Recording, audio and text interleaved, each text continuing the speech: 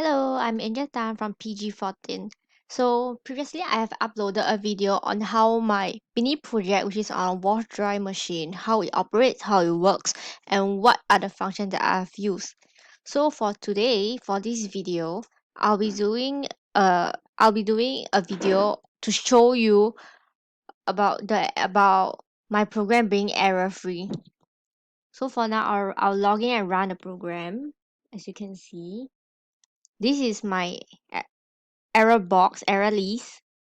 So if it's like this, for now, I'll go set a certain temperature and wait.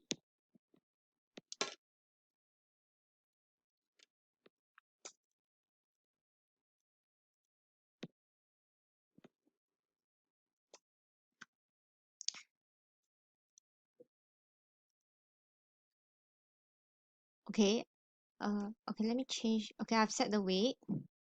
I will start the stop button. I will start the start button. Okay, the process running. Okay, as you can see, while the entire process is ongoing and running, as you can see, the error list, right, is free of errors. Nothing pops up. So it means that there is no error. Wow, since I'm able to run the entire program. So that's the end of the video, and thank you for watching.